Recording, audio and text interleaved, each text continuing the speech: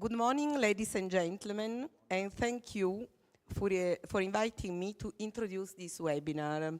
My name is Stefania Cerruti, and I am the External Relations Manager of MEDIS, the Measure Emergency and Disasters International School. MEDIS operates in cooperation with the Council of Europe and the World Health Organization to promote research and education in the field of major disasters. California is the land of the free, but for disaster experts, it is also the land of earthquakes. California has had more than 50 major earthquakes in the 19th, 20th, and 21st centuries. The San Francisco earthquake of April 18, 1906, was the deadliest in American history, with more than 3,000 victims. In terms of injuries and monetary damages, the second worst earthquakes in California history happened in the San Fernando Valley of Los Angeles on January 17, 1994.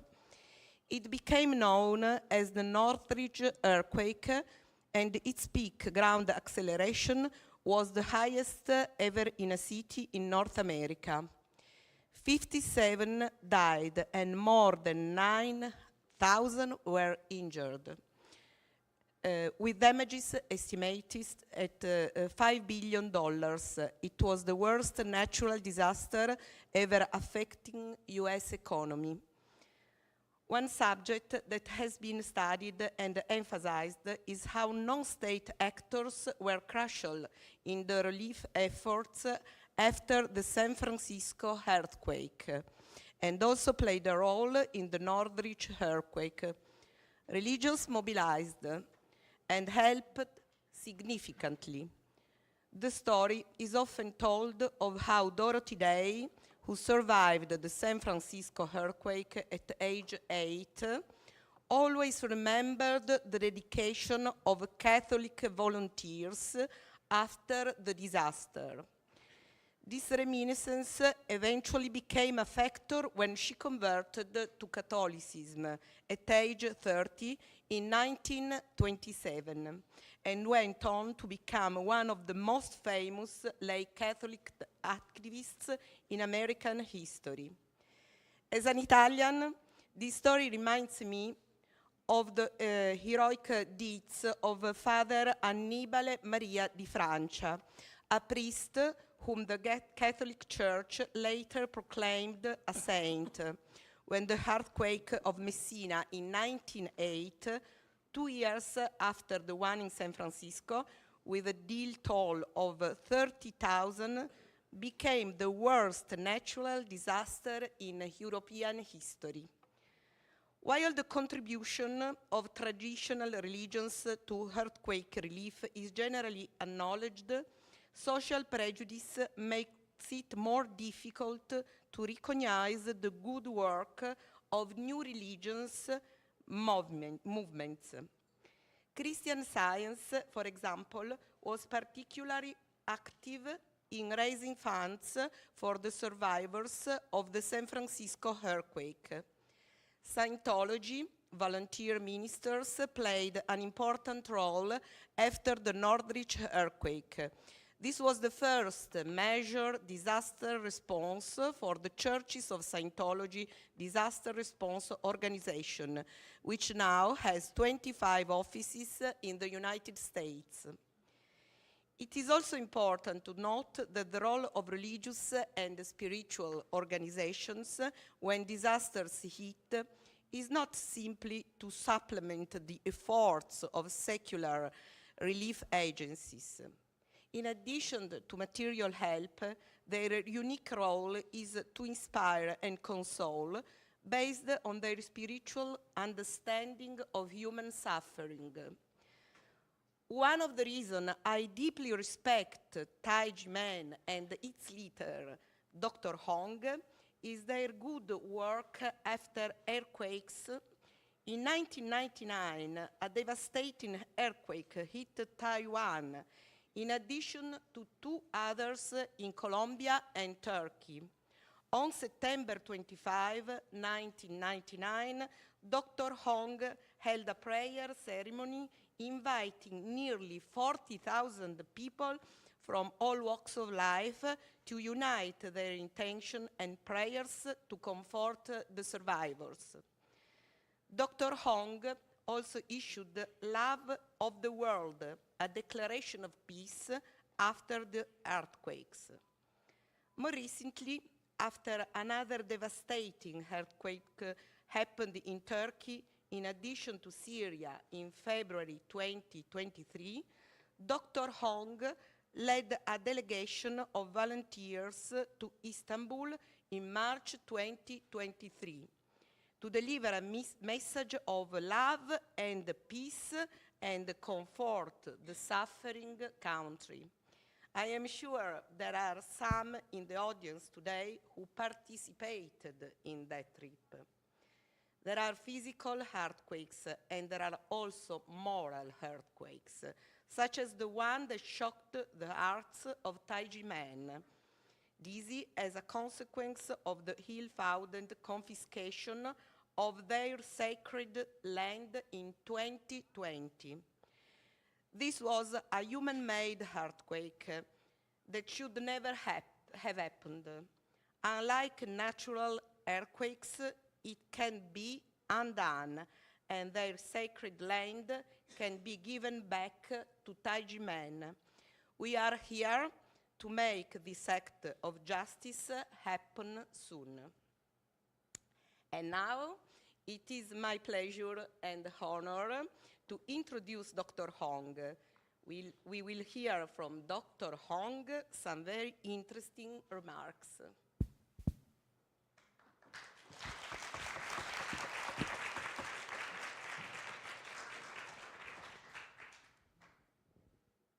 各位专家、各位学者、各位贵宾、各位女士，大家好。首先，非常感谢各位长期以来用专业与热忱，在世界各地各领域为人们的自由、人权与正义奋斗。 为世界一家实践积极的自由，通往自由与人权的道路，从来不是平坦的，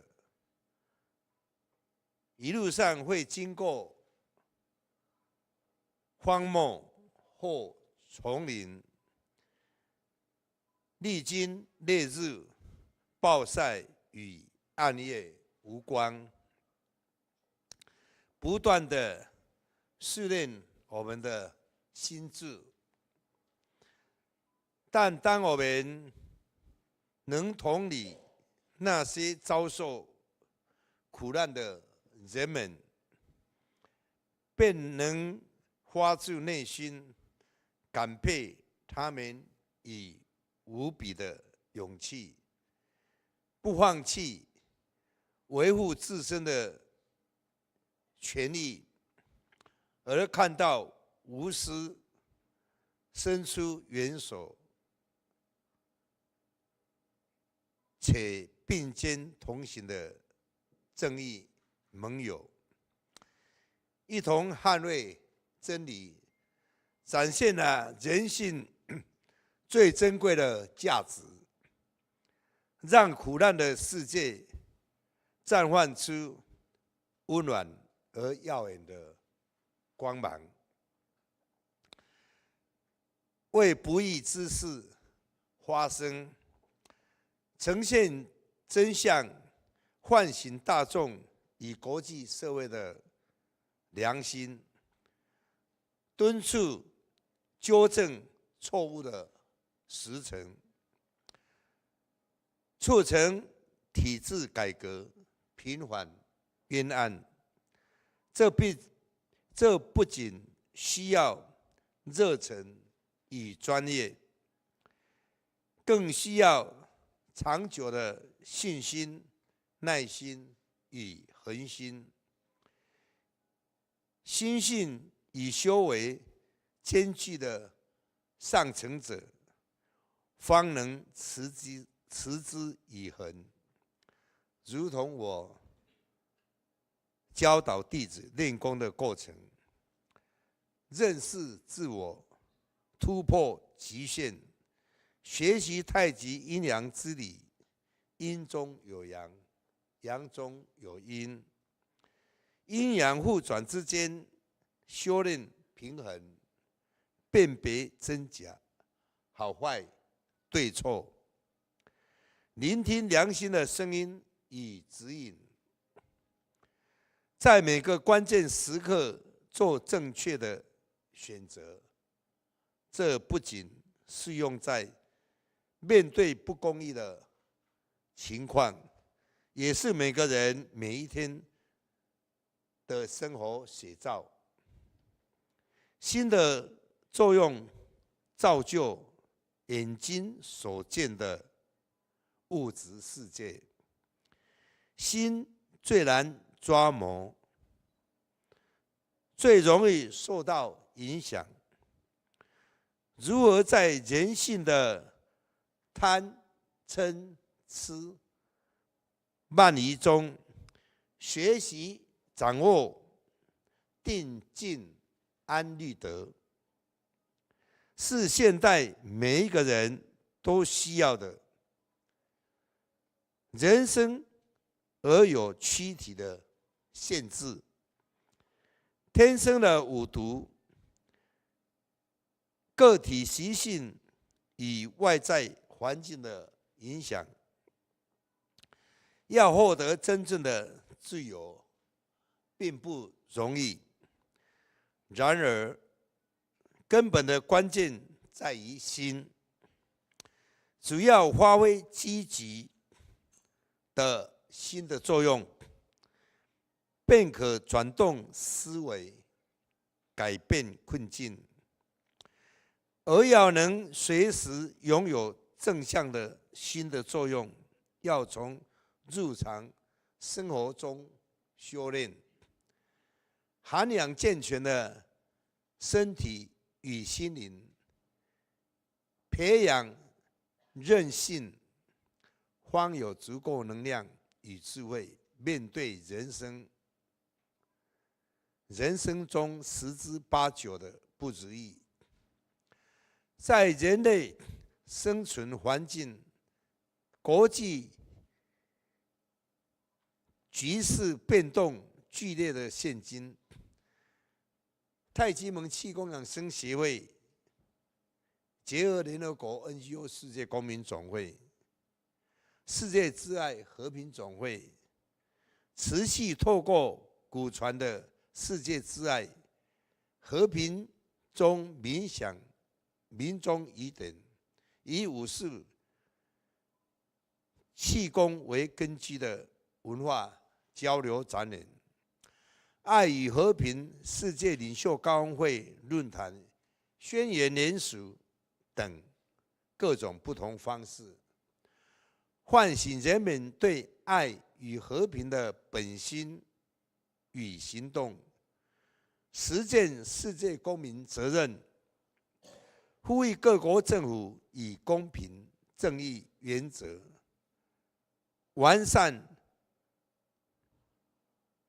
赋税人权保障，呼吁国家公权力不可滥用以司法或税法迫害人权，同时因应世人所需，今年11月于美国加州新成立圣塔克拉拉道馆与帕萨丁纳道馆，希望帮助更多的人获得身心灵的健康，实现有益自己、有益社会的居住自由。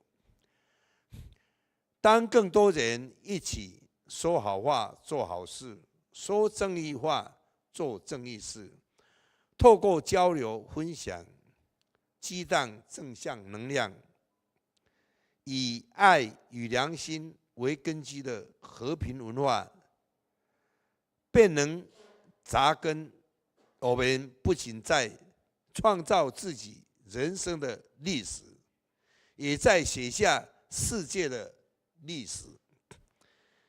愿世人把握有限的生命时光，创造无限的未来。让我们以爱为出发，创造真正的和平。让我们以良心为本，实现积极的自由。祝各位，谢谢大家。Thank you all. Thank you.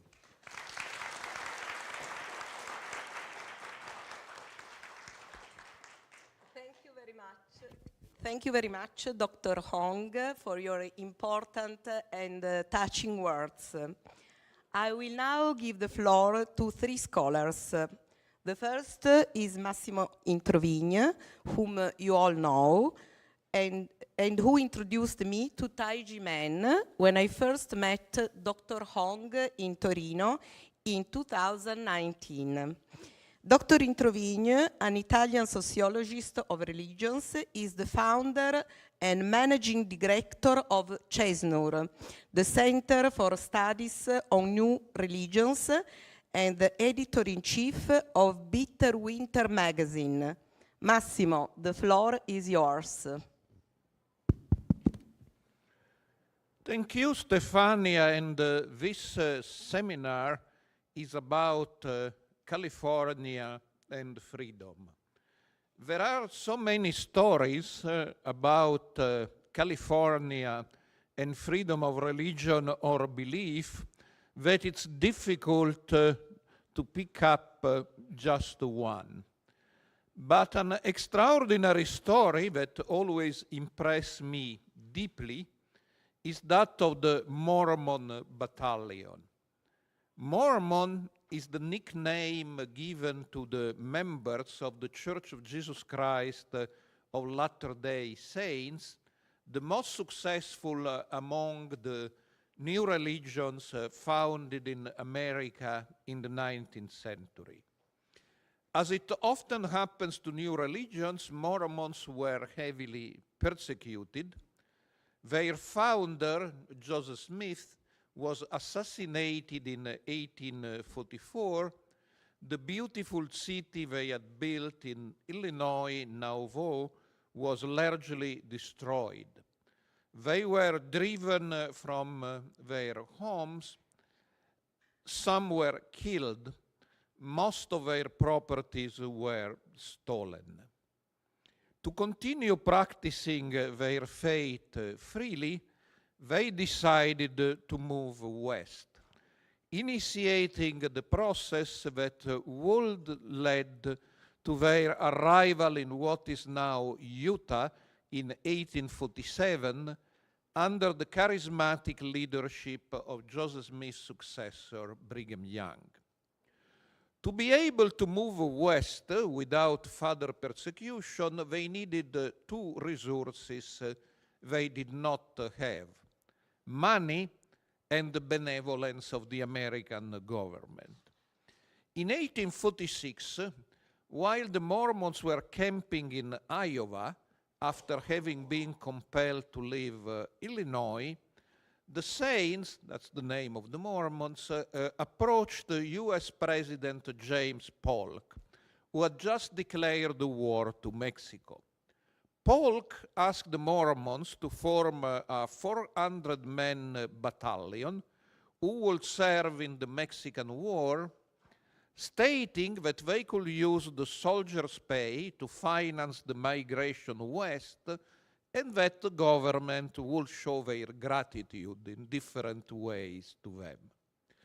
Most Mormons were reluctant to enlist. They were peace-loving people and did not want to serve in a war on behalf of a government that had failed to protect them from persecution. The needed 400 men eventually accepted to serve because they believe in the authority of Brigham Young, whom they regarded as the prophet of God, and also prophesied that they would not have to participate in combat and nobody will die in battle. Young's words proved true. The Mormon battalion was not called to fight the Mexican army. They did police work in areas conquered by the United States in Southern California and protected Native Americans from the exaction and violence of both armies. As Young as predicted, no man of the battalion died in battle, although 22 died of disease. The money they sent to the church did help finance the migration west, the more so because battalion members were the first to find gold in California, thus being at the origins of the subsequent California gold rush. 3 of the former soldiers were killed at what is now called Tragedy Spring, California, allegedly by Native Americans, but perhaps by anti-Mormons. However, this happened when they were going to Utah after having remained for a while in the gold fields, almost 1 year after the battalion had been discharged. The Mormon battalion remains the only religion-based unit in the history of the American Army. Those who enrolled in it were not interested in participating in a war, and in fact they were against it. They accept to serve as their leader, whom they respected as God's prophet, have told them that this was necessary to affirm and protect the religious liberty of the Latter-day Saints and their right to worship freely far away from the persecutors. There are similarities as well as differences in the epic of the Mormon battalion and the epic of Tai Ji Men dizi struggle for peace and justice, as described in the book Who Stole Their Youth. In both cases, a generation of members of minority spiritual movement suffered persecution. In both cases, youth answered generously to the need of protecting their movement from persecution and accepted the inspired words of their leader. In both cases, they act peacefully. Although the members of the Mormon battalion wore a uniform, they did not participate in actual battles. While they had to leave their homes for a long march to the west, Tai Ji Men dizi did not leave Taiwan, or most of them didn't. However, they also devoted a sizable amount of their time in summer or winter with sun or rain to demonstrate and fight for their freedom of religion or belief.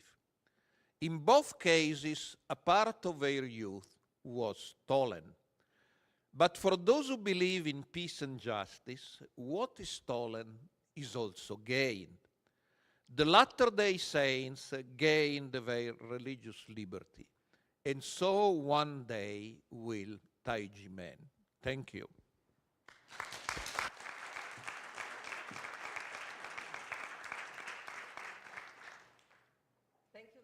Thank you very much, Massimo. It was very interesting, as always, to listen to you. The second speaker, Davide Suleiman Amore, is also becoming a familiar face in Tai Ji Men events.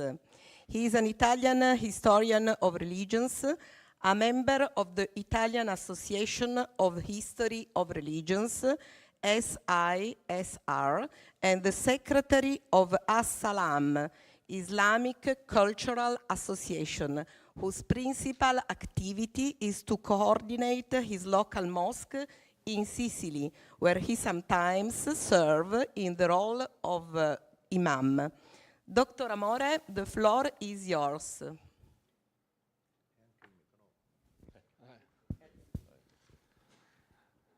Good evening, everybody. and may I thank you once again for having me here in this nice occasion. What I'm bringing here for you, what I want to share with you, is about a reflection that I made as a Muslim, and reading at the historical path of Tai Ji Men Dizi and the personal story of Dr. Hong remind me of Al-Hijrah. Al-Hijrah is the migration of Prophet Muhammad sallallahu alaihi wasallam from Mecca to Medina. Next, please. Al-Hijrah, or the migration of Prophet Muhammad from Mecca to Medina, is one of the most significant events in the history of Islam. This episode marks not only a crucial turning point in the Prophet's life, but also the beginning of the Islamic calendar and the consolidation of the early Muslim community. The Hijrah represents an example of perseverance, faith, and determination, leaving a lasting impact on the practice and understanding of Islam. Next, please. Mecca, in the 7th century, was a multifaceted city located in the Arabian Peninsula. It was a major commercial and religious center, with the Kaaba at the heart of its spiritual activities. However, Mecca was also a hostile place for the Prophet and early Muslims. Their monotheistic message and criticism of idolatry posed a threat to the existing social and political order. Consequently, Muslims faced persecution and harassment from the Quraysh, the Bani Quraysh, the dominant tribe in Mecca. Faced with increasing hostility, Muhammad, you went too ahead. You need to go back later. I will tell you when it's next. Don't worry. Okay, leave it here. Okay. Faced with increasing hostility, Muhammad received divine inspiration, urging him to migrate to Medina, a city located approximately 320 kilometers north of Mecca. The migration was not just an escape from persecution, but a response to a plea for help from the people of Medina, who had heard of the Prophet's message and welcomed him warmly. In September 622 AD, Allah's messenger and his followers secretly migrated to Medina. This migration, known as the Hijrah, marks the beginning of the Islamic calendar and symbolizes the definitive break between Muhammad and Mecca, his homeland. Once in Medina, the Prophet played a pivotal role in organizing the local Muslim community. He established a constitutional agreement known as the Constitution of Medina, guaranteeing equality and the protection of religious and civil rights for all religious communities in the city. This constitution marked the start of a society based on justice, religious tolerance, and cooperation among different tribes and faiths. The migration of the Prophet and the Muslims to Medina allowed them to live and practice their faith freely and contributed to the spread of Islam.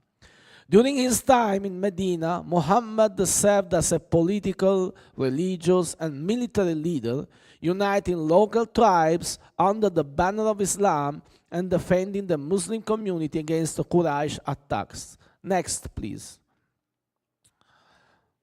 The message Hijrah represents a testament to the unwavering faith of the early Muslims and their determination to follow God's message. It also underscores the importance of individual action and responsibility in upholding justice and human rights.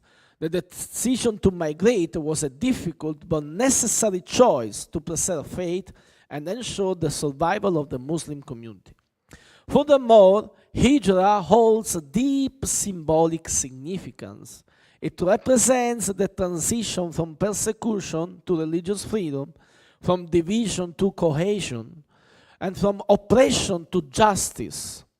These fundamental principles of Hijrah continue to be central in the understanding of Islam and the aspiration of Muslims to live in harmony with others and uphold justice. Next, please. It is therefore easy to find a parallel with what happened to Dr. Hong and his dizi. Like the story narrated so far, the Tai Ji Men case shows a similar parable. After an initial development in their homeland, persecution suddenly begins, initiated by those who evidently felt a certain annoyance at the message of equality, conscience, and justice preached by them. Nonetheless, the dizi did not lose heart, and guided by their shifu, some resisted valiantly in Taiwan, while others sought elsewhere what they could not obtain at home. Some crossed the ocean and found here in California that freedom from tax and other harassment that they would have well deserved, and which we hope they will soon be able to obtain at home. Next, please. Hijrah is much more than a physical migration from one place to another. It is an event laden with spiritual and historical significance. This migration marks the beginning of a new phase in Prophet Muhammad's life and the spread of Islam. His decision to migrate to Medina has had a lasting impact on Islamic history and has left a legacy of faith, courage, and determination for Muslims worldwide. The same is true for those Tai Ji Men dizi who, after all the oppression suffered, have either made the spiritual migration to a new dimension of peace, love, and the resistance, or have found their raison d'etre elsewhere, which has also materialized in the grand opening of Santa Clara and Pasadena academies in these days. Thus, some of them have gained new lifeblood that will allow them to face further challenges in their homeland. In other words, the Tai Ji Men are also experiencing their hijrah. Therefore, hijrah, next please, hijrah could be a source of inspiration for those seeking truth, justice, and religious freedom. Next, please. 谢谢。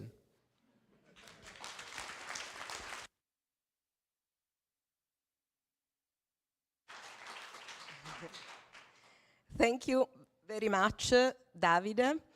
The third speaker, also familiar to many of you, is Peter Zörer from Vienna, Austria. He is an Austrian journalist and blogger who serves as executive director of FOREF, Forum for Religion Freedom Europe.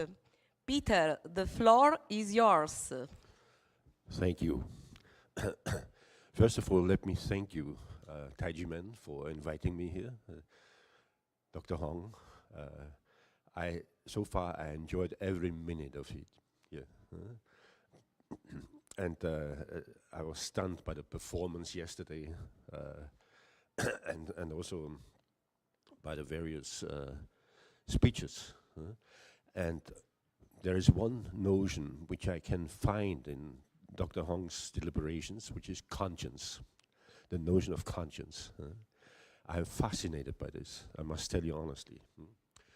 And so I did some research about conscience, and I came up with this title for my presentation, The Power of Conscience, Dr. Hong's Blueprint for a Sustainable Peace. An exploration of why the concept of conscience plays a pivotal role in Tai Ji Men's pursuit of peace building. This paper embarks on a profound exploration of the concept of freedom of conscience. California, renowned as a symbol of freedom and progress in the United States, provides an ideal setting for this discourse. The state's rich cultural diversity, progressive policies, and historical ties to civil rights and social justice movements make it a fitting backdrop. As we traverse the historical significance of conscience and its contemporary challenges, we unveil the freedom of conscience as a fundamental human right upon which all other freedoms are constructed. Let me talk about the historical evolution of conscience. The concept of conscience possesses a storied history, having been a subject of contemplation and discourse across diverse cultures and eras. For example, in ancient civilization, in civilizations like Mesopotamia, Egypt, and Greece, interpretations of conscience varied. Ancient Egyptians regarded the heart as the seat of conscience during the soul's judgment in the afterlife. In Greece, philosophers such as Socrates and Plato emphasized the conscience's role in guiding ethical behavior. Socrates believed in the existence of a personal daemon, or inner voice, very gentle inner voice, that acted as a moral guide, helping individuals differentiate between the right and the wrong. And then in religions have played a pivotal role in shaping our understanding of conscience. In Christianity, conscience is closely associated with moral discernment and the sense of right and wrong, guided by religious teachings. The New Testament contains references to conscience as a moral compass. I find this very appropriate, a moral compass. For example, the great American Christian leader Martin Luther King Jr. once stated, "Conscience is that inner moral guide that urges us to do what is right." And now it comes, even when it is difficult. Philosophical perspectives we have also. Philosophers throughout history have explored the nature of conscience from diverse philosophical standpoints. For instance, Thomas Aquinas, a renowned theologian and philosopher, viewed conscience as innate knowledge of morality inherent in human nature. Immanuel Kant, famous German philosopher, emphasized the importance of adhering to pure moral intentions dictated by conscience, even in the face of external pressures. And then scientific thought. As scientific thought evolved, so did our comprehension of conscience. You may have heard of Sigmund Freud, the famous prominent Austrian or Viennese psychoanalyst. That's where I come from, Vienna. Proposed that conscience is influenced by the superego, an internalized set of societal and moral standards. Psychologists and neuroscientists continue to explore the complexities of conscience from a scientific perspective. Now, let me talk about freedom of conscience as a fundamental right. The practice of conscience necessitates freedom. Without freedom, a man without freedom cannot live his conscience. That's very essential. We need freedom to live our conscience, follow our conscience. Therefore, freedom of conscience stands as the cornerstone for practicing one's beliefs and values. Article 18 of the Universal Declaration of Human Rights explicitly enshrines the freedom of conscience as a fundamental human right, serving as the bedrock upon which all other freedoms rest. It recognizes the inherent nature of conscience in guiding individuals' moral choices and actions. And there are also challenges to the freedom of conscience. As the recent IRF summit in Washington, Dr. Hong was there, and some others here. Washington, D.C., Dr. Jan Figel, former EU Special Envoy on freedom of religion or belief, FORB, underscored that over 80% of believers worldwide face restrictions on freely practicing their faith. That also means practicing their conscience. The Tai Ji Men case in Taiwan vividly illustrates the erosion of fundamental freedoms. Dr. Hang and Tai Ji Men practitioners have confronted unjust persecution due to their unwavering commitment to exercising their conscience.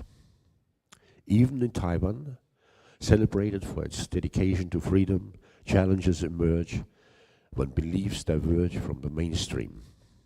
Accusations and discrimination against Tai Ji Men trace their origins to rogue officials driven by greed, prejudice, and a lack of understanding, culminating in unwarranted portrayals and persecution. Dr. Hong's blueprint for sustainable peace. Amid these formidable challenges, Dr. Hong, the visionary founder of Tai Ji Men, has devoted his life to promoting inner peace, harmony, and ethical values through the practice of Tai Chi and Qigong. His blueprint for sustainable peace is founded on the cultivation of a well-nurtured conscience. That's very interesting because conscience needs to be nurtured. He posits that by nurturing our inner moral compass and making ethical choices, we not only promote personal well-being, but also contribute to a more harmonious society.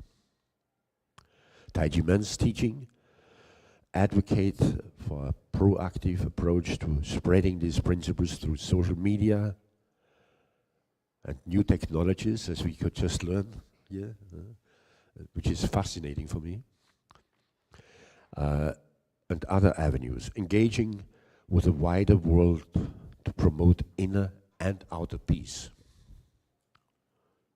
I reiterate, inner and outer peace. In conclusion, this underscores the enduring battle for freedom of conscience and the pressing importance of safeguarding individual liberties.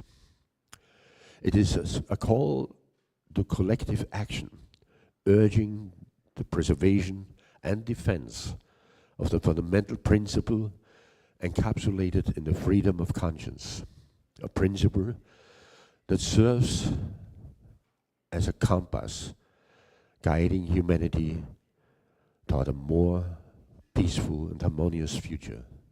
谢谢.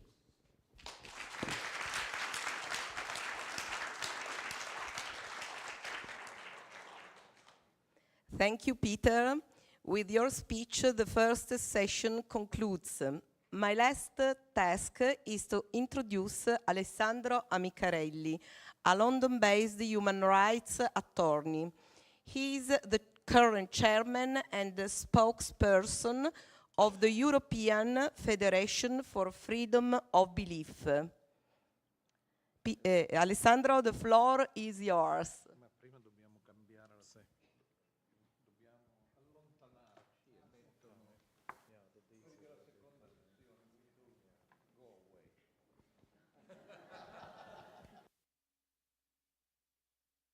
second session, dizi will, Yes.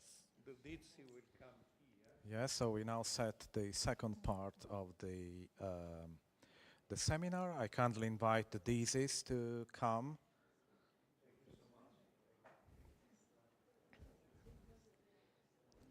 Yes. Please help yourself and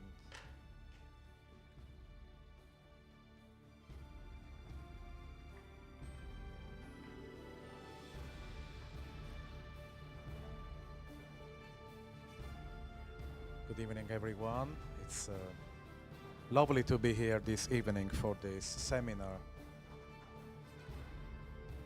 appreciating the work of Tai Ji Men. In this very important day, as today we celebrate the grand opening of the new Tai Ji Men Academy in Santa Clara. As Stefania introduced me, I'm Alex Amicarelli. I'm a lawyer in Italy and the UK. And since the beginning of my studies, I focused my legal work on human rights and especially on freedom of religion and belief. And when the European Federation for Freedom of Belief was created in Rome in 2015, I became its spokesperson, and later on I was elected as its president. In my life, I always had interest for religious minorities, especially as I grew up in Italy, which is not, in general, a very diverse country, but in reality it is, as there are several groups, very different communities in terms of language, religion, and belief, and other aspects. I worked with people escaping from the war, refugees, victims of trauma. And I teach a course in self-healing, helping people dealing with trauma. When, thanks to Massimo in Trovigne, I learned about Tai Ji Men and the Tai Ji Men case, I said, I need to do something, I need to help these people. And initially, it was a shock to learn about what Tai Ji Men went through in a lovely country like Taiwan, which I visited in 2011, and then was invited to teach a course in human rights and freedom of religion and belief. And during those weeks spent in lovely Taipei, I had time to visit several places in Taiwan, and I really appreciated the approach that the Taiwanese people have to diversity, the curiosity of the Taiwanese people in general about others, and the fact that Taiwan is so diverse also from a religious and spiritual perspective. From the case of Tai Ji Men, we learn how important it is to forgive. Forgiving is a concept which is present in a number of religions and philosophies. Forgiving helps us learning from the past, and forgiveness together with gratitude helps us being more optimistic for the future. From Tai Ji Men we learn that Tai Ji Men dizis and the members of Tai Ji Men express their compassion towards others regardless of what happened in the past. And they learn and teach others how to cope with life's problems. The aim is for a better future. We all hope for a better future, but there can be no hope for a better future, or the hope would be void without commitment. And commitment is the reason why we are here today. Commitment is what Tai Ji Men, Dr. Hong, doing good for the different communities. Commitment helps us transforming our hope for a better future into reality. We learn for the past so that the future will be brighter and greater. This is the reason why this seminar, like all other seminars within this series, have two main parts. A first part with scholars and the second part with members of Tai Ji Men sharing their testimonies. Testimonies about the bad they experienced in the past and the good they experienced in Tai Ji Men family with Dr. Hong and friends. Today we have 5 testimonies with 5 dizis of Dr. Hong and Tai Ji Men. So I'm very happy to welcome you all for the second session of this seminar. The first testimony is by Ms. Annie Shen. Annie is Senior Project Manager of a client software security company and a dizi of Tai Ji Men. Please, Annie, the floor is yours. Thank you. Thank you, everyone.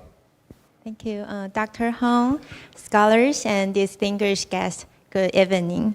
And this is Annie, and it's my pleasure to visit California, land of liberty today. So I come from Taiwan, and I also the Tai Ji Men dizi.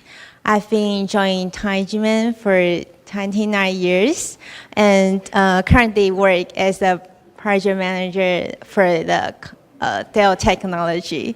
So I believe that everyone would use your phones and computers in your daily life for 24 hours per day. So it would be more attention for the security and privacy concern. And what if that hackers or virus attack our software environment? I think that it would bring a lot of impact beyond our imagination. So my daily job is that we might get dozens of security vulnerabilities per day. So for the impact on the notebook and desktops. So my job is to prioritize the fix plan and give the fix for customers as soon as possible, so that I need to stand at users' perspective to know the priority of the issue security and also what users care about the most. So as a project manager, I need to be very honest to tell my customer and bring all of the security issue to them very honestly, so that they can aware of the security impact and do the security update as soon as possible. And I also think that this is what my shifu told us, to do my job with conscience.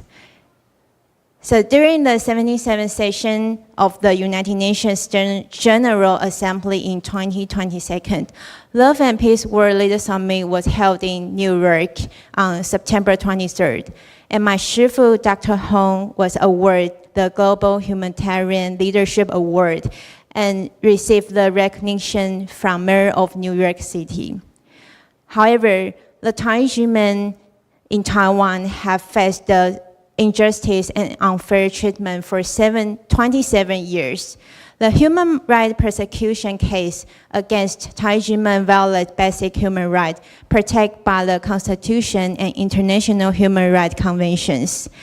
International non-government organizations have submitted the written report on the Tai Ji Men case to the United Nations Human Rights Council 8 times, issuing a warning that taxis are often used as a weapon to discriminate against minority religious and spiritual groups. So this has become a global issue, and human rights community should pay more attention to.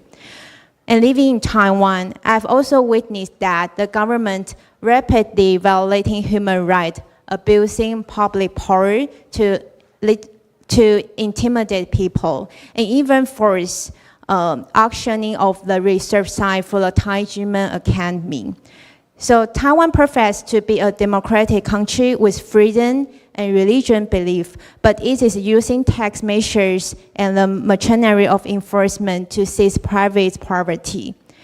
So here, I call upon to Taiwan government to demonstrate conscience and integrity, have the courage to confess error, revoke illegal tax bills, and also return Tai Ji Men's illegal auction land.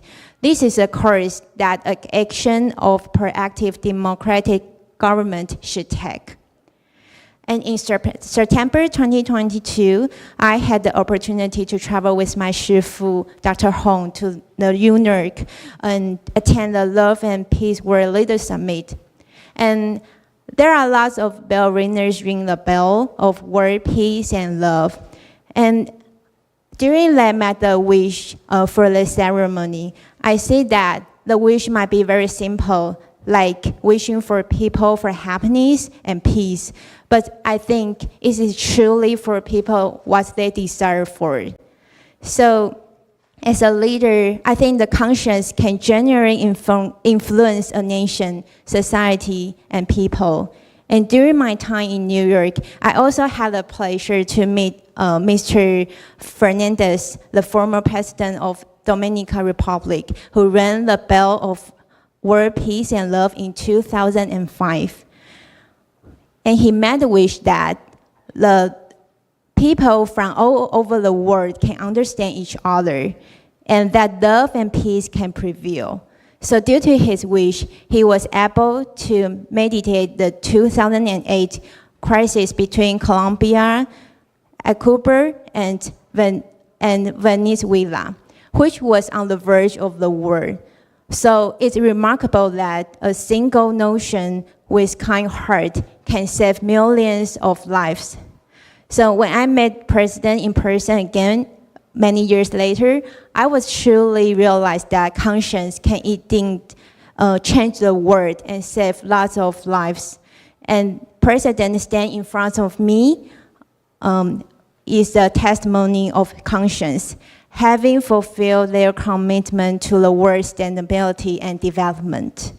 So I believe that conscience is crucial in our life, and to do things right, to make things, to make the right decisions, you must start with a conscience and face challenges fearlessly and honestly. A conscience serves as a compass for both individuals and world. This is why my shifu, Dr. Hong, has tirelessly promoting love and peace and also conscience around the world. So only when everyone has a conscience can there be a peace in the world. So I hope that everyone maintains a good heart and perform good deeds and to make our world better together. Thank you, everyone.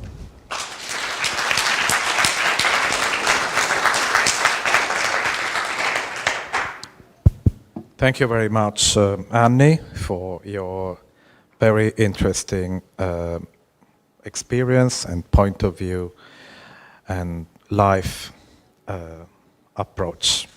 Thank you. The second is Mr. Jason Chang. Is a retired person and a dis of Tai Ji Men. Please, Jason, the floor is yours. Thank you, Alex. Dr. Hong, distinguished guests, ladies and gentlemen, good evening. My topic is conscience, the ultimate navigator to freedom. Hello, everyone. As we know, freedom is a cornerstone of human rights. Without freedom, even the grandest palace feels like a prison. Article 1 of the Universal Declaration of Human Rights states, all human beings are born free and equal in dignity and right. They are endowed with reason and conscience and should act towards one another in a spirit of brotherhood. This statement also concisely elucidates the distinction between external freedom and internal freedom. The former values the human dignity and relies on democratic consensus, legal regulations, and social systems. The latter emphasize the inherent goodness of human nature, advocating rational moral self-discipline, spontaneous behavior of conscience, and the duty to cultivate oneself to help others. Whether pursuing external or internal freedom, conscience is the best navigator for realizing freedom. The February 28 incident in 1947 occurred during Taiwan's authoritarian regime, expressed a somber chapter in history. City of Sadness was the first movie in Taiwan to address this sensitive topic. It represented Taiwan at the Venice Film Festival on September 6, 1989. On that day, an impactful half-page advertisement appeared in the China Times, proudly bearing the slogan, "Only a prosperous and wealthy country has the confidence to remember the poverty and sorrow of its past. And only a democratic and free nation possesses the confidence to scrutinize its historic narrative." Unfortunately, the persecution of Tai Ji Men by the government since 1996 is a well-known instance recognized by scholars and experts as the legal and tax February 28 incident. The government's actions have tragically stripped people of their external freedom and obstructed their pursuit for internal freedoms with no resolution to date. Clearly, the Taiwanese people are still in anticipation of the day when only a government that truly respects human rights has the confidence to implement the justice of transformation. And the fundamental issue here is that officials fail to align their actions with their consciences. So why is conscience so crucial? The Book of the Dead documents the ancient Egyptian belief that souls of the deceased will be judged in the afterlife. Mat, the goddess of truth, justice, and balance, presided over this judgment, assisted by 42 assessor gods or judges who assesses various sins, as the soul stood before the large golden scales at the conclusion of the judgment process. The deceased heart, which contains the soul and represents the conscience, will be placed on one side of the scales, with the mud feather of truth on the other. The soul would ascend to heaven if the heart balanced with mud feather.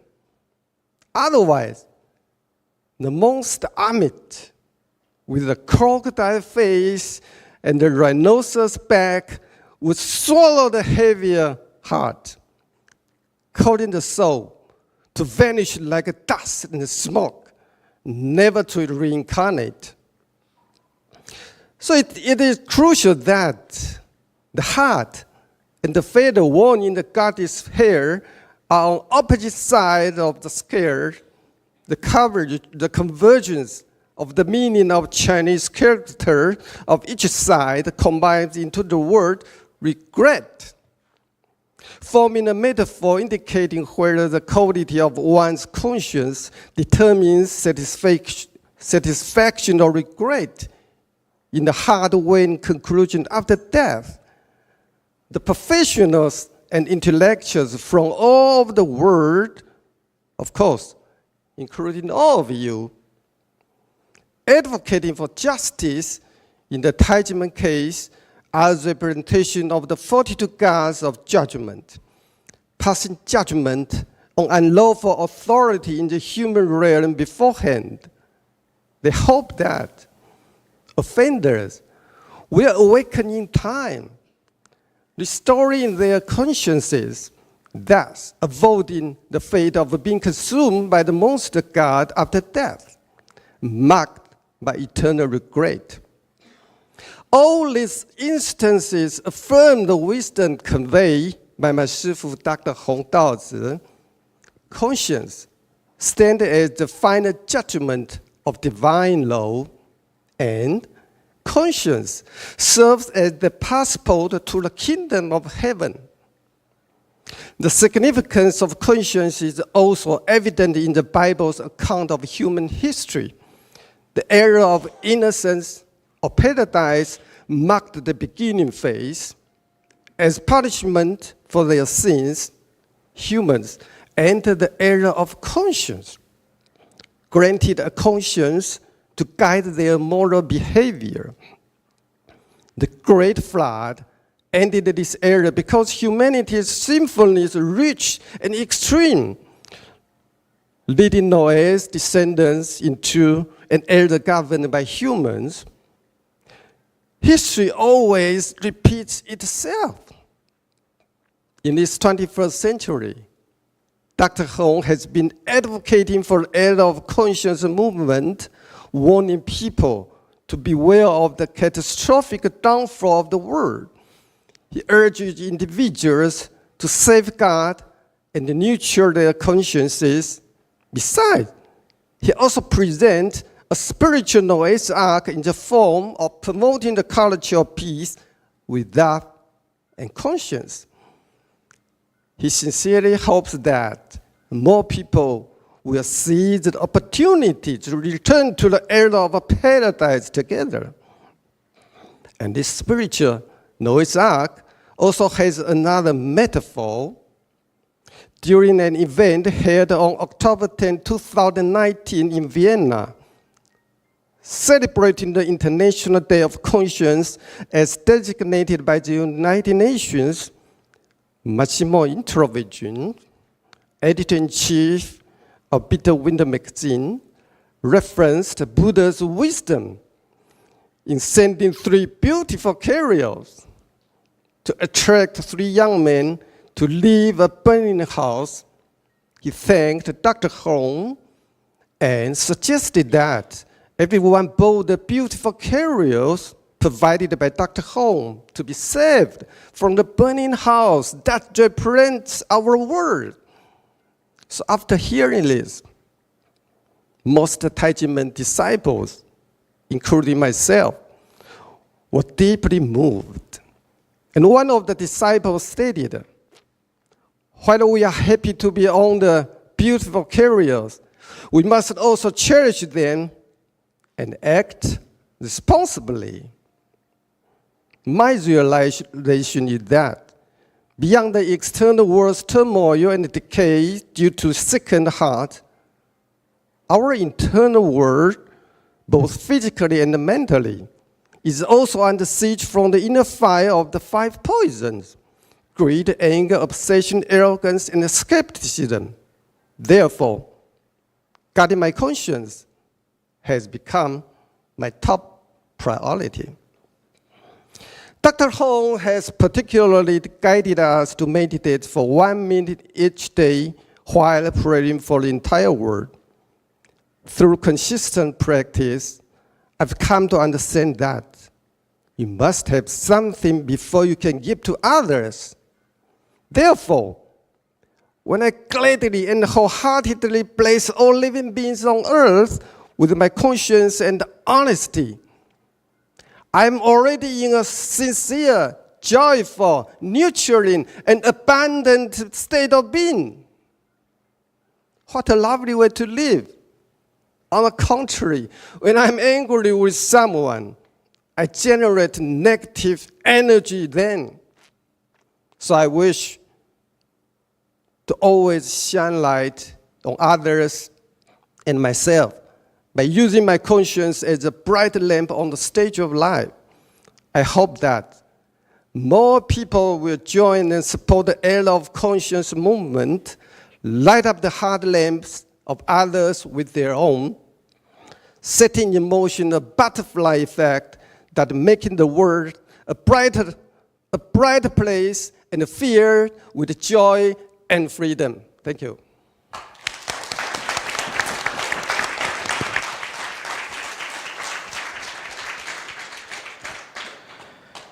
Thank you very much, Jason, also for your passion, which is, I'm sure, inspiring for the young Ds, because in Tai Ji Men, we can see that everyone has space for doing something. Everyone is active, from the young children of 3 years of age dancing and performing, to the retired members, the grandpa who is still inspiring the change that we want in the world. So the retired person is helping for the cause of a better future for the world. Thank you again, Jason.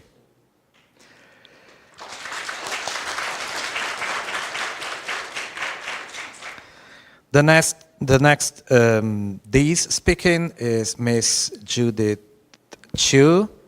Judith is Channel Director of an international software company and D's of Tai Ji Men.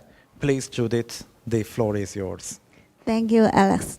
And Dr. Hong, all scholars from abroad, and the all ladies and gentlemen, I'm Judith. Not like Justin, he was so powerful, and my section is most soft. I just want to tell you my story about the Tai Ji Men case, also for the freedom for the religious. Currently, I'm serving as a channel sales director of a multinational software company in Taiwan branch offices. I'm also a Tai Ji Men Dizi. And it's my honor to be here in California, a place filled with sense of freedom to participate in today's forum.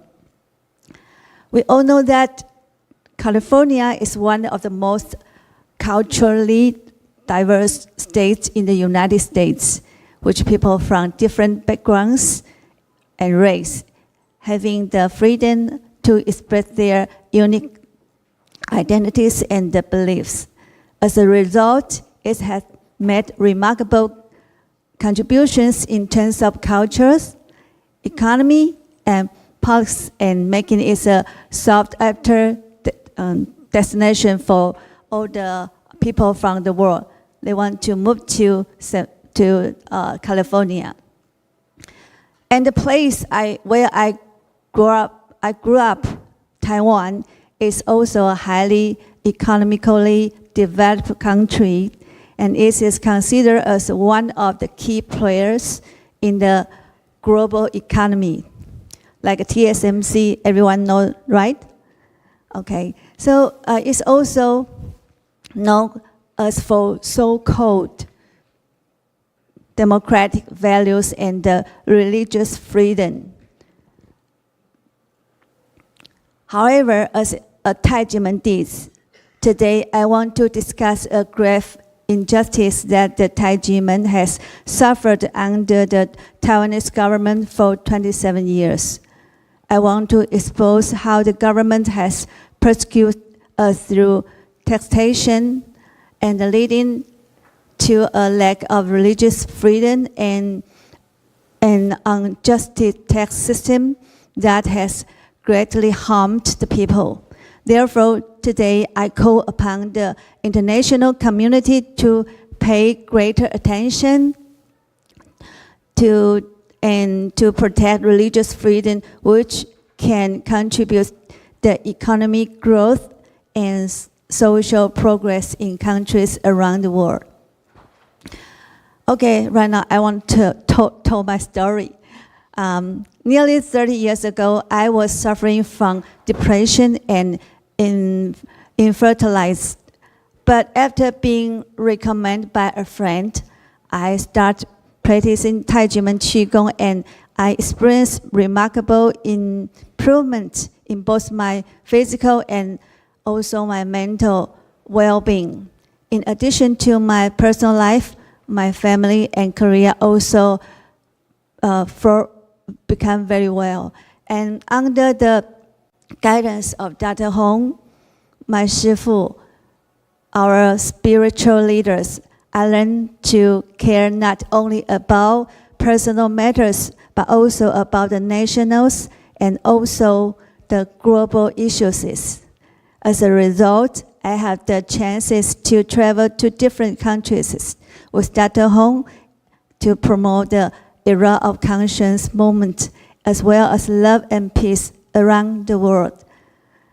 Until today, Dr. Hong has led us to, with Tai Ji Men cultural goodwill, visit to over 100 countries, spreading love and conscience to every corner of the world. And I've learned, next slide, I've learned profoundly from my shifu, Dr. Hong, the meaning of love and family. In Chinese, the character for love is composed of receive and heart. And with heart placed in the middle.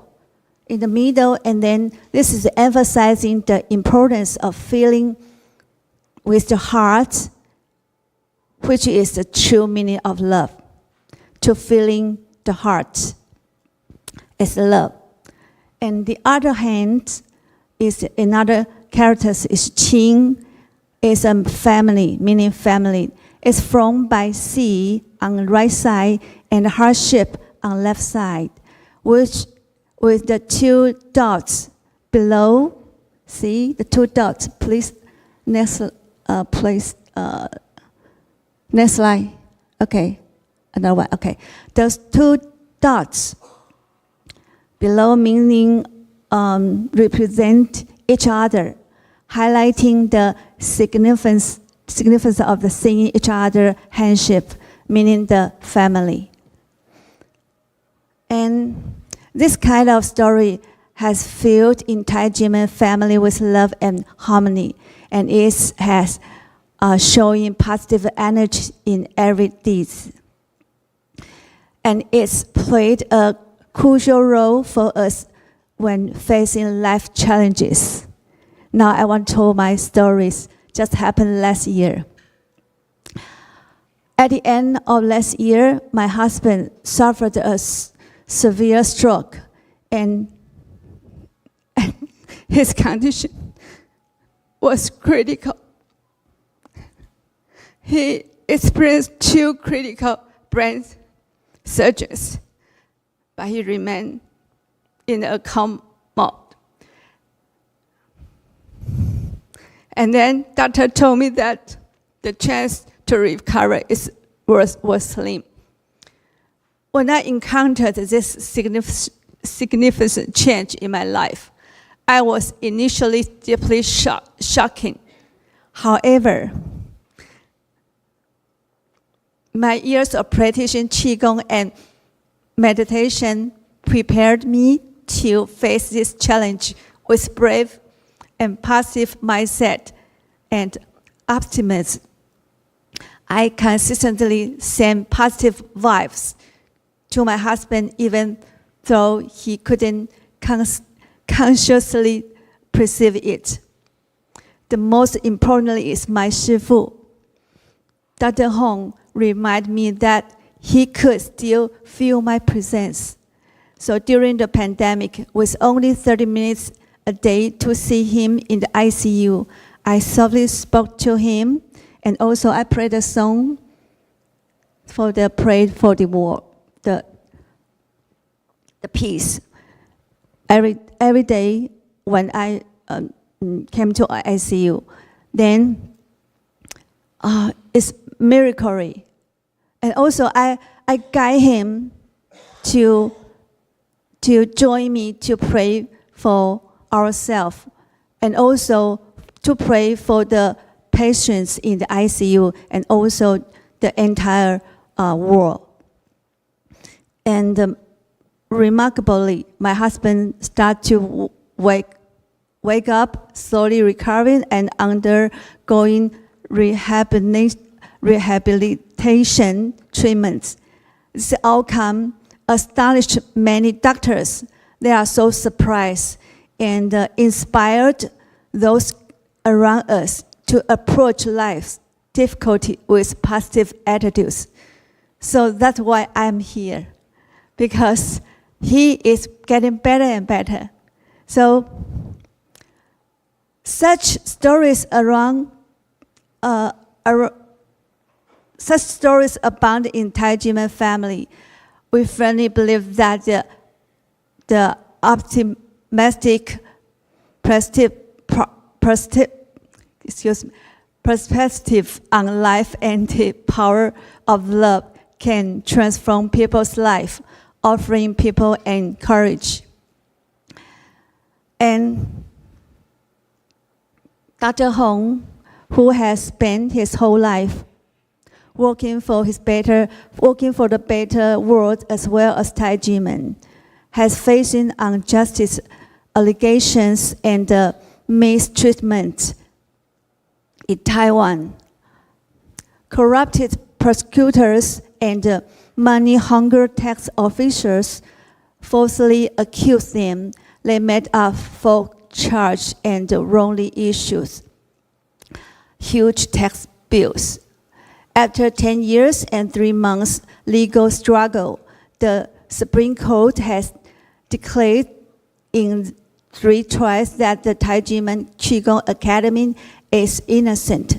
We do not own any taxes and have no broken any tax law. Okay, I know. No? Okay. Okay. Thank you. And shockingly, some officials from the Taiwan National Tax Bureau have continued to ignore the unlawfully issued fact tax bills, even collaboration with the administrative enforcement agency to illegally auction our land in 2020,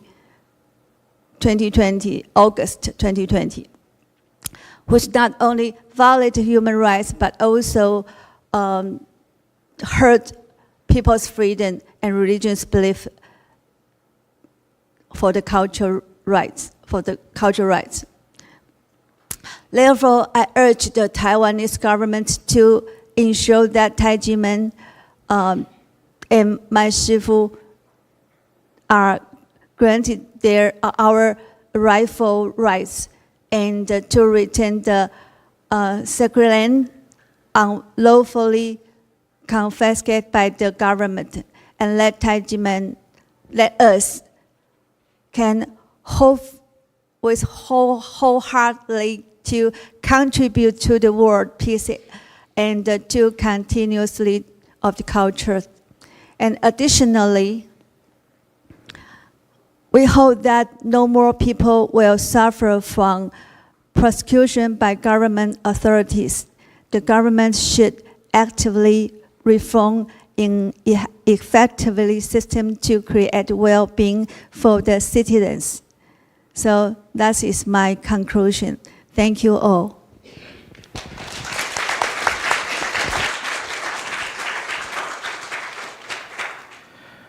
Thank you very much, Judith, for your testimony, your open and honest presentation. We all wish your husband very, very complete recovery, and all the best to you and your family. And we also hope that Tai Ji Men can get the land back, all the properties, and I'm sure that all of you have forgiven those who did bad to you.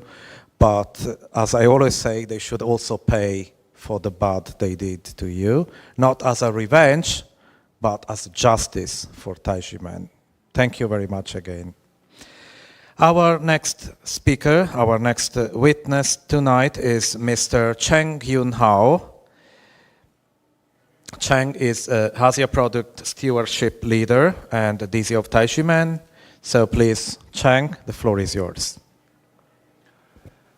Good evening, Dr. Hong and Dr. Massimo, ladies and gentlemen.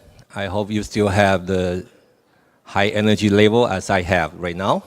I know it's late for you, but this is Kenny. Yeah, thanks, Alice. I'm a Tai Ji Men as well, working at the global company responsible for product stewardship and regulatory work for the Asia Pacific Ocean region. So it's my privilege and honor to be here to share my personal reflections on the tax and legal reform and also the education of conscience. And as you know, there are continued fights among some countries from the religious and political conflicts. There are also increasing gaps between the rich and poor, climate change, and global warming, as well as the COVID-19 pandemic that's really negatively impacted human beings and the environmental sustainability. And our shifu, Dr. Hong, President of 4Power, has been leading the global efforts to promote the era of conscience and successfully leading the effort and declare that April 5th as the International Day of Conscience from the UN General Assembly in 2019. So the movement of era of conscience really advocates everyone to act from the individual's conscience with promoting love, peace, and human rights as the foundation to execute in our daily work and life to guide us how to deal with the global sustainability challenges. 4Power has dedicated ourselves to promote those concepts of goodwill through cultural exchanges, as you see in the past 2 days, and also the performances across the globe to educate the people around the world in a conceptual but also a practical manner. By using Taiwan as an example, Taiwanese people has lived under the martial law for more than 40 years since the 1950s.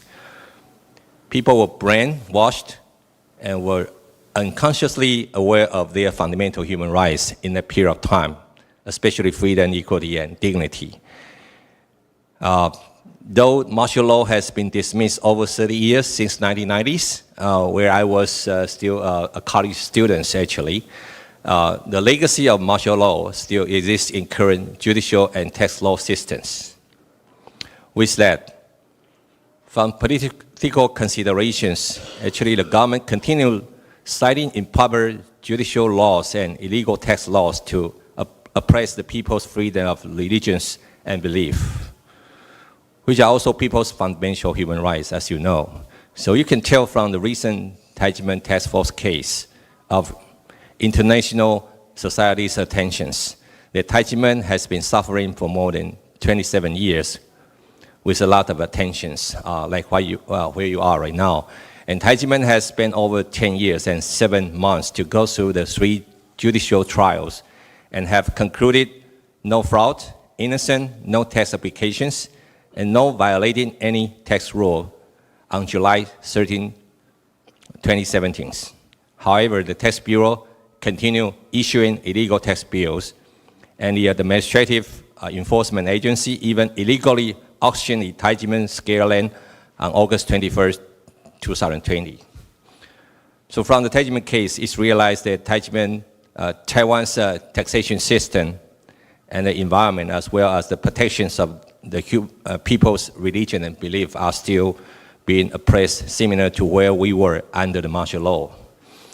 Legal and tax reform, as well as the human rights protections in Taiwan, is still a long way to go, and Tai Ji Men false case should be revoked immediately as the first step. In addition, the Tax Bureau overrides the judicial authority for the tax cases, and all people should follow the conclusion of 3 judicial trials. However, the Tax Bureau overlooks the judicial trials and rights. It really shows that the administrative agencies are lack of education of the rule of law and also the human rights. As a Tai Ji Men, actually I have attended several international forums on legal and tax reforms, and also followed Dr. Hong to travel to the US, Europe, in Vienna, and also India to advocate the taxpayers' human rights as well as the education of conscience. So I've been working for a global company for almost 30 years, and I'm also fully convinced that a sound legal and tax system is the essential foundation to the sustainable development of the country's economy. Furthermore, the conscience is the most critical core value for the sustainability of the governments and also the enterprises. And the Tai Ji Men's false case is not just the case, highly concerning by the international communities, but also the lagging indicator of the transformation of justice on tax law and human rights. It's also critical if the global companies would run the business in Taiwan sustainably, so we will rely on the government to follow the rule of law with conscience to protect the justice of tax and human rights. Legal and tax reform and protection of freedom for the religion and belief are very similar to the revolution of the democracy. Through the conscience and collaboration among all the stakeholders, the power of revolution can be very strong. How to reach good consensus to have the collaboration and synergize the power? Since this is not socially convenient, there's a strategic education journey to raise people's awareness and understanding of the judicial role and tax laws relative to people's human rights on tax paying, religions, and belief are critical and essential. However, it's regretful to learn that the government does not pay the role of the public educations. And on the contrary, government play the role of penetrators, which is very common to in the journey of the revolution of the democracy. Tai Ji Men is sharing their personal and painful experiences through various media channels and forums to educate Taiwanese people, and also to awaken the government to trigger legal and tax reform, and inherently protect the freedom of people's religion and belief. To conclude at today's distinguished forum, we would like to take these opportunities to call for the immediate revocation of the Tai Ji Men false case by the Taiwanese government. We also request the Taiwanese government to show their teeth to trigger the legal and tax reform. Review the government's violations on the ICCPR, International Covenant of Civil and Political Rights, and also the violations of Constitution from the unjustified tax expeditionary degrees. And the government should also protect the freedom of people's religion and belief as a fundamental human rights. This is to ensure Taiwan can be the true beacon of democracy in Asia, which we are proud of. Furthermore, Taiwan can devote herself as the responsibly global citizen that support the international educations advocated by the UNESCO to ensure inclusive and equitable quality education and promote lifelong learning opportunities for all, as well as deeply reconcile the global sustainability challenges we need to face and take actions we need together. Thank you all for your listening.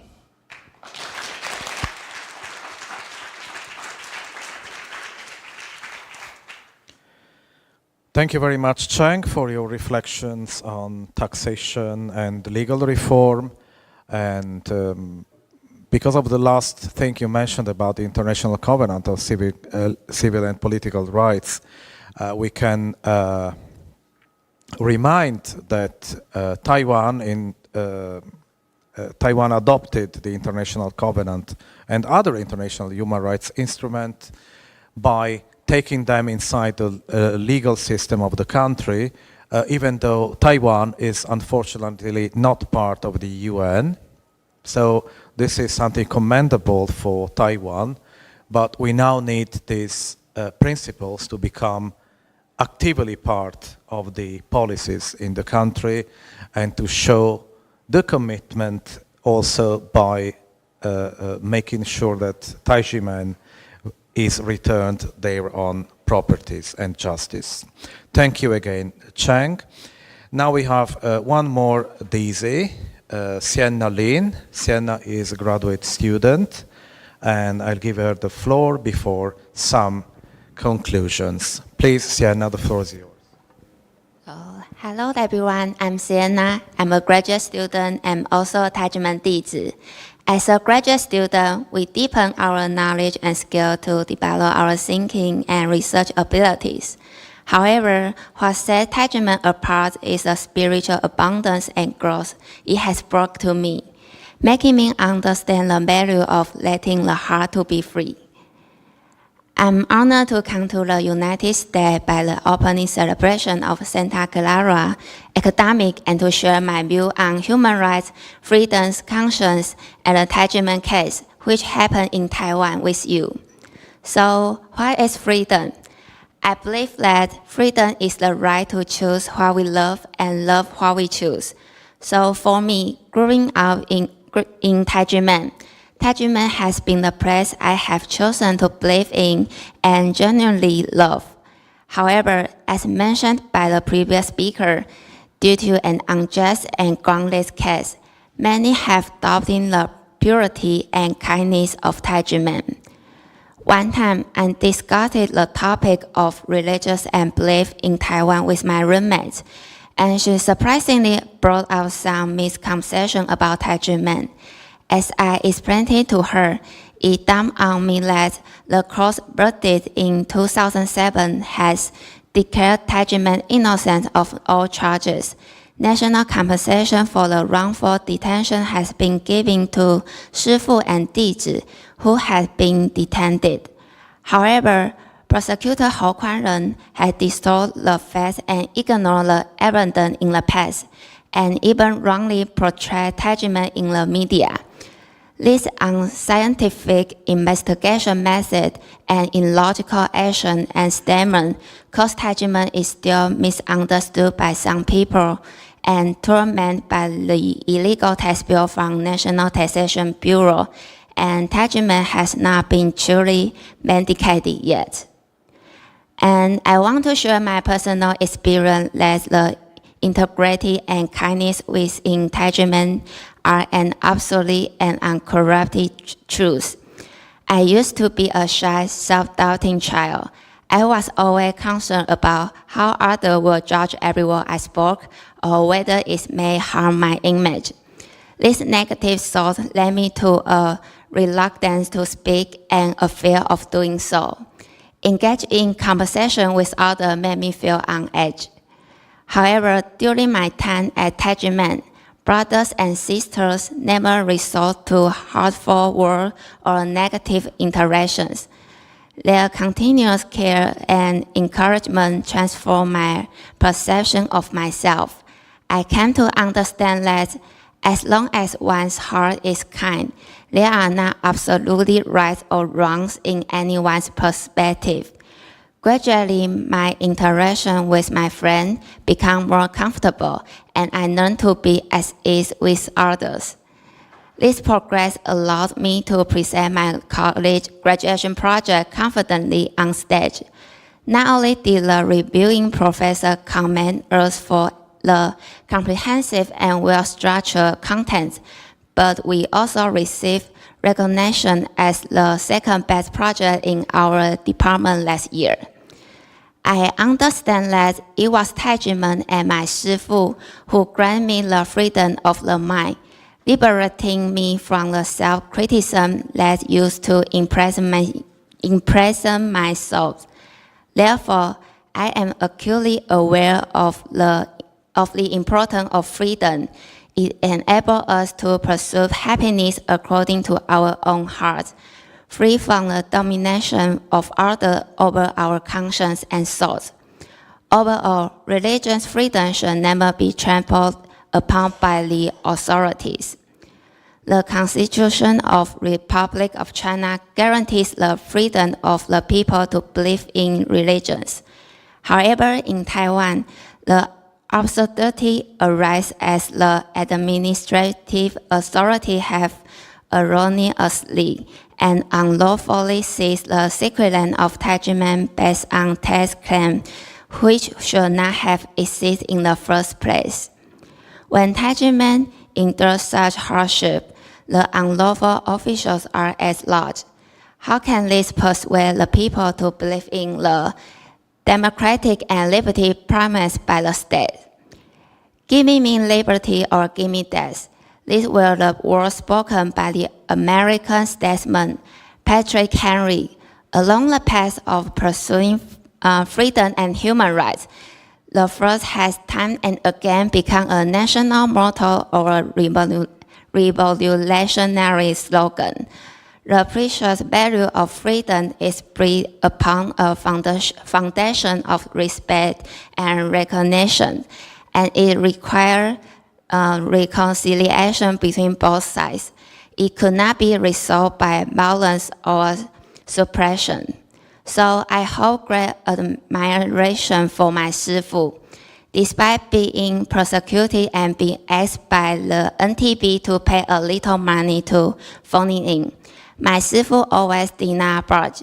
So both actions and words, shifu remind us to discern right from wrong, truth from false, and let go of hatred with forgiveness and conscience. Therefore, we have taken to the street repeatedly in a peaceful manner, standing in front of government office, holding on banners and calling upon the authority to find their way back and swiftly resolve the Tai Ji Men case. I believe that love, conscience, and courage can prove the noble value of democracy and freedom, and truth and justice will prevail in the end. This is my second time setting foot on American soil, and it's also my second time speaking out for the Tai Ji Men case in the United States, where everyone respects the protection of freedom and equality under the Bill of Rights, where Taiwanese law similarly protect human rights and freedom and have incorporated the ICCPR and ICESCR into domestic law with legal force. But the Taiwanese government tolerated violation by officials who contradicted the Constitution and the two covenants again and again. And if wrapping a thin and fragile candy coat of democracy and freedom around the harsh reality faced by countless people in deep water, which shuttle as the slightest touch. Therefore, I would like to urge the Taiwanese government to uphold their conscience, correct mistakes, and generally implement transactional justice to bravely defend these hard-won human rights, democracy, and freedom, and let the human rights persecution case involving Tai Ji Men can be truthfully indicated. And I also hope for the revaluation of the truth behind all miscarriage of justice and to create a truthfully better and happier society. Thank you all.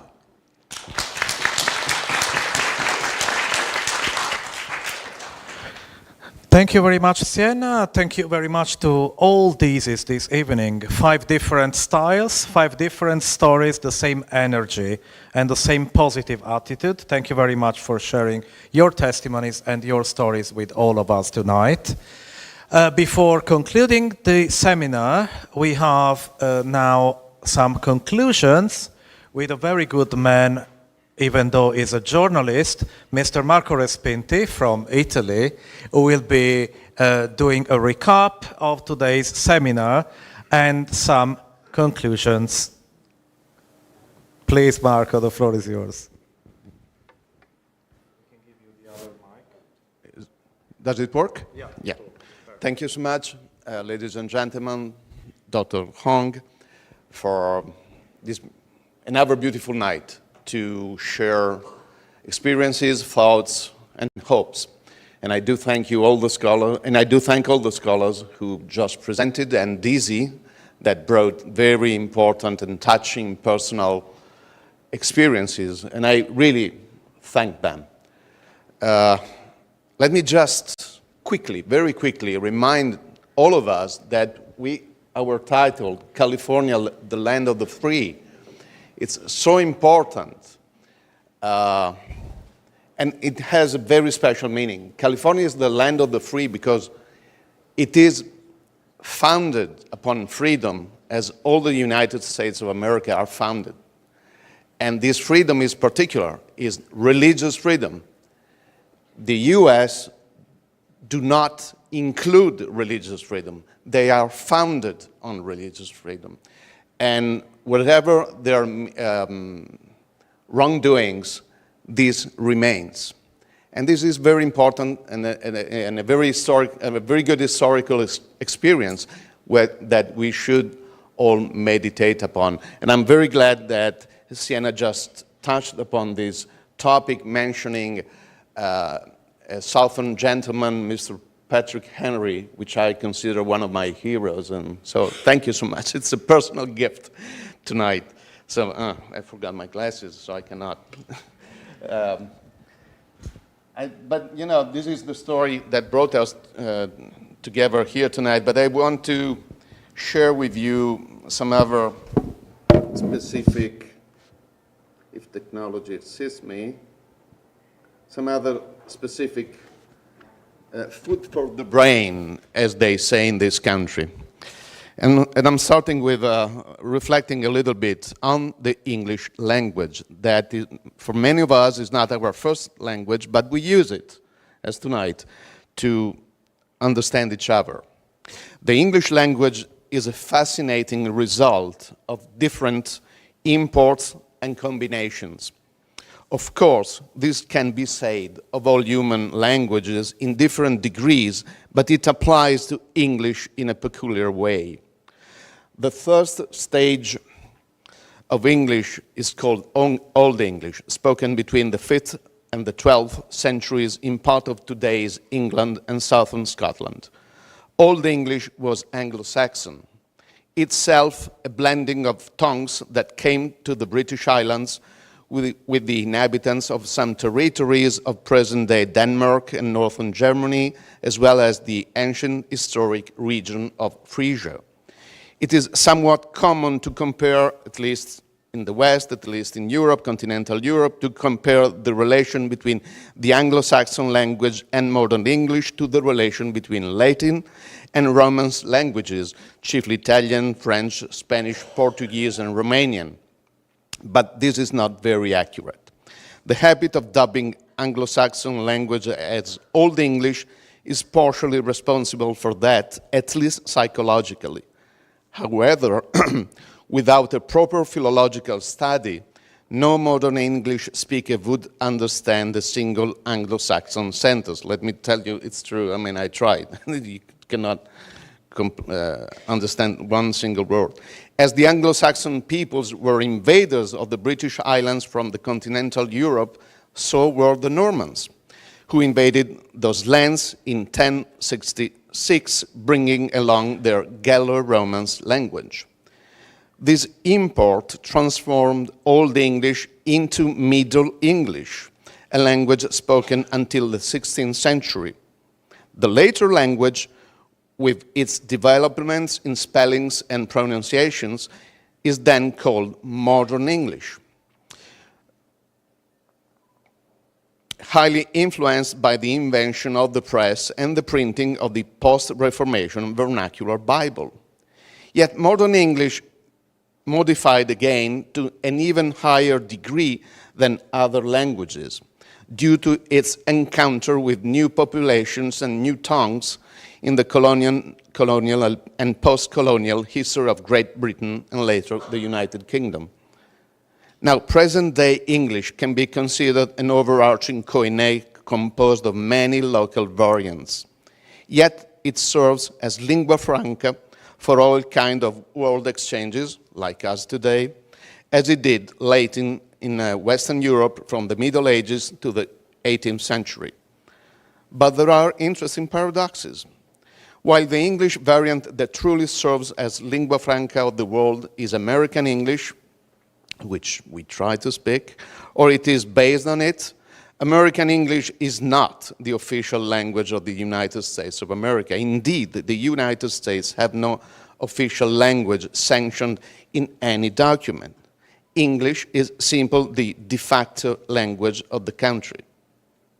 The value, if any, of this excursus in the history of the English language is its relevance to the Tai Ji Men case. Latin-based Romance imports that created Middle English never completely substituted Old English. In many cases, it paralleled it. This resulted in enriching the language and multiplying its words. In English, there are hundreds of examples of concepts and objects having two words to define them.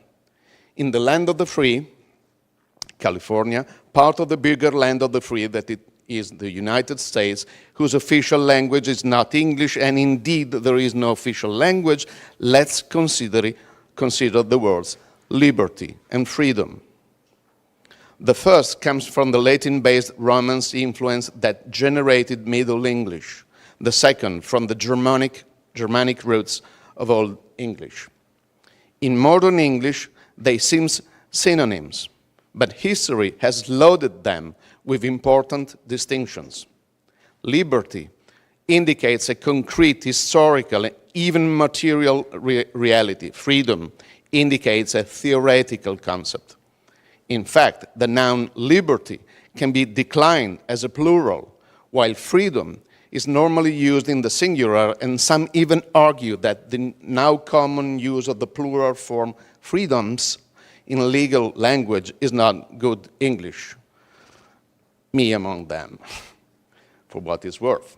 Many liberties of Tai Ji Men, shifu, or grandmaster, and dizi, or disciples, have been taken away by rogue and corrupt bureaucrats in Taiwan who accused them of crimes they never committed. The concrete historical, even material liberties of association, spiritual discipleship, and normal social relations of Tai Ji Men have been curtailed. Tai Ji Men's concrete historical, even material liberties to own property and to enjoy an unblemished reputation were denied as well. The concrete historical, even material liberty of Tai Ji Men to follow its spiritual path and carry out its mission for universal harmony and peace in the world was strongly affected by that injustice. Most chiefly, Tai Ji Men suffered a heavy denial of the concrete, historical, even material liberty of religion or belief. Tai Ji Men case is in fact and remains a spectacular case of violation of freedom of religion or belief. But this brings us and Tai Ji Men to consider the concept of freedom. Freedom is immaterial and universal, and for this reason, untouchable and undeniable.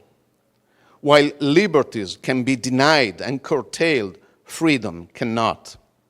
While suffering for the loss of their liberties for more than a quarter of a century, Tai Ji Men dizi could always enjoy their freedom.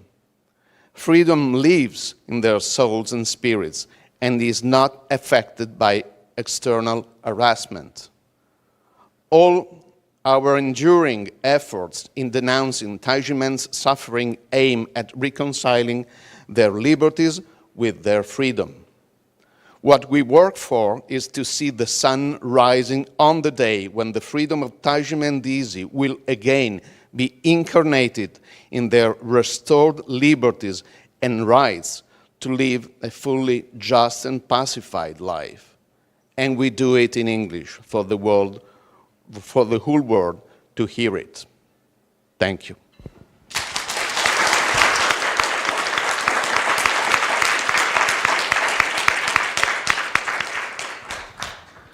Thank you very much, Marco, and this concludes today's seminar. Thank you everyone who came to the conference tonight. Thank you to all those following us live stream, and thank you, Dr. Hong, thank you, Tai Ji Men, and let's hope for a better future and keep work together, all of us. Thank you, good night.